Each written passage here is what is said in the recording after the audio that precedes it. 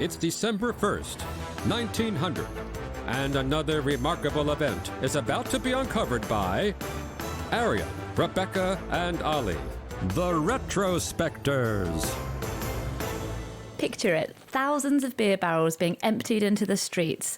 But this wasn't a teetotaler revolution. Even the most hardened boozer wouldn't have touched these because the contents were laced with arsenic. Yes, and the backstory to this moment of massive beer wastage was that lots and lots of people had started turning up to hospital, and doctors really didn't know what the story was, and initially they had actually made the connection that it was something to do with alcohol, but what they thought was that it was a condition that they called alcoholic neuropathy, which was basically people drinking too much. And the symptoms were characterized by progressive paralysis, dropping of the hand and feet, and extreme tenderness of the soles and leg muscles. So dozens of people turned up all over Manchester and Salford with these symptoms at a hospital, and the doctors basically thought the patients weren't being honest, if you read between the lines. It must have gone a bit like, so do you drink beer, sir? Well, yes, but no, do you drink a little bit more than you should? Well, not really. Don't worry, sir, we won't judge you. Yeah, he's a chronic alcoholic. And that's just what they assumed all these people were, because they'd all drunk beer once.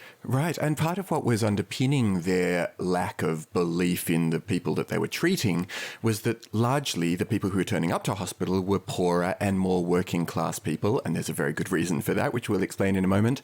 But that really triggered the prejudices of the doctors who were seeing them, that they thought, well, this is some condition of the drinking classes, and that's how we will treat it. Yeah, I mean, there's more than a touch of lazy classist victim blaming going on, because this had been going on for years. It was centred around the northwest, mostly in Manchester and Salford, and people had been turning up to the doctor with these symptoms for years and years, and they were just not believed if they tried to say, no, I'm not, because there is such a thing as alcoholic neuropathy. I expect it's got a different name now, but it's a real condition. But it happens, you have to be an extremely excessive drinker.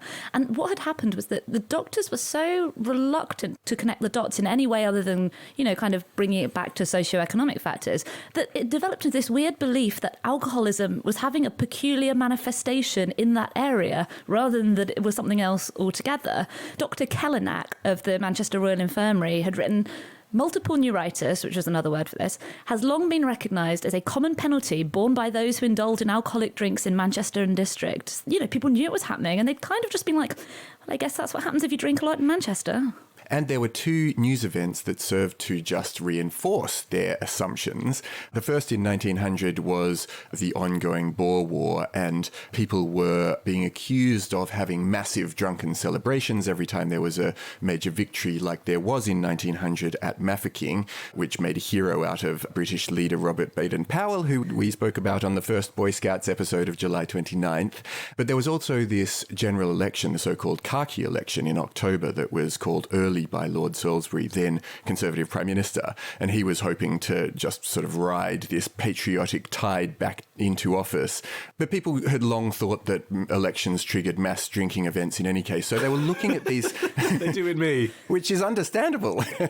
But these two events came to be kind of ways that doctors went, well, look, they've just been out there being louts on the streets getting drunk, and that's why they're in here now. Yeah, it was only when the scale of this epidemic revealed itself that people truly understood what was going on, which was that various brewers in the north of England had perhaps been poisoning their customers for years and not realising it. And in total, over 6,000 people suffered from arsenic poisoning through beer drinking throughout England, and at least 70 people died.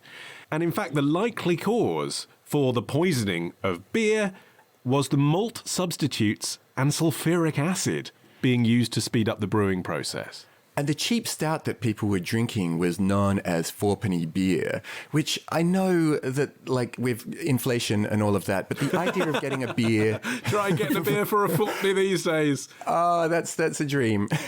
Mind you, I don't want it with arsenic, thanks. Well, and one victim was a 2-year-old landlord's daughter who developed symptoms of arsenic poisoning after she was offered sips of beer from customers. Oh. So the arsenic was getting into the system from this practice of basically padding out barley, which was expensive, with cheap glucose syrup. And the way this was made was that starch was heated alongside sulfuric acid, and that was a quick way to produce this glucose.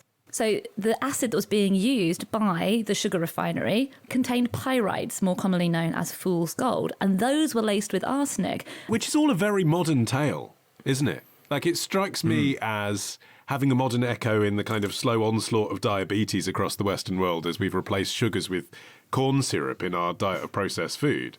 And it's also a supply chain story, this, isn't it? Yeah. Which kind of feels quite modern. You know, in the old days, if a brewery had done the whole process themselves from beginning to end, they'd have known what was in all of their ingredients.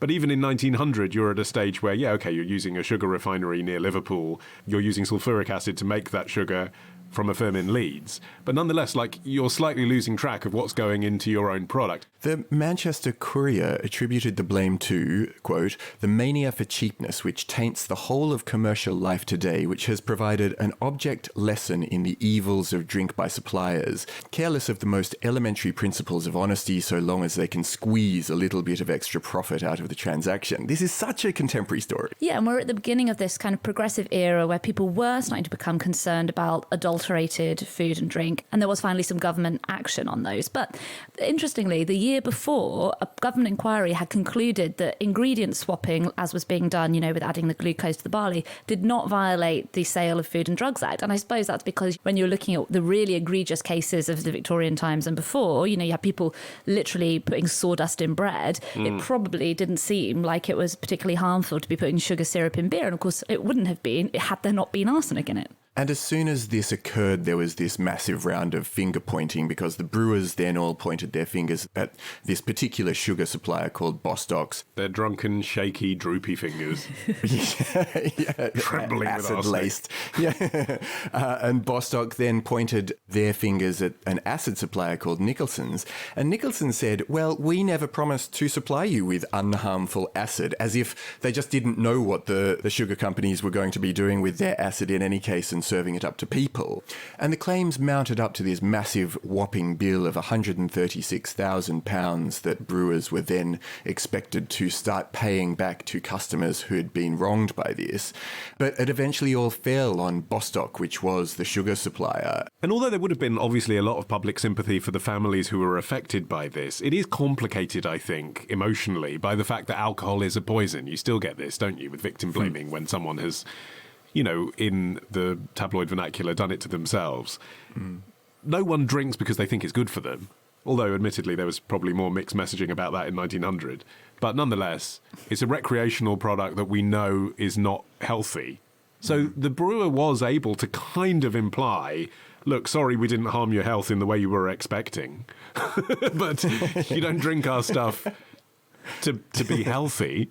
Yeah. And again, you know, still an argument that is sort of used in these kinds of legal cases these days, isn't it? Right. You drink because elections. Right. And but also, like, think about wine labelling. Yeah, it still basically doesn't exist. At the time, many of the brewing companies decided to generate their own positive publicity material to kind of counter this slight arsenic in beer poisoning issue. We'll only give you cirrhosis. That kind of thing.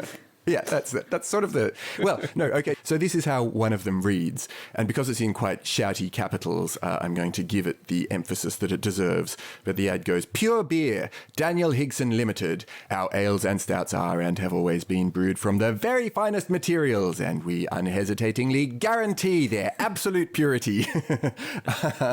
So, yeah, it just was that they came out trying to go, well, look, we have had this issue, but now we're pulling up our socks and doing things about it. I mean, a lot of oldie-worldy monikers for alcohol have been repurposed in the modern age of craft liquor, but I still can't imagine arsenical beer really getting any traction with it. It still feels like a thing you'd want to avoid drinking if you can. Yeah. Tomorrow.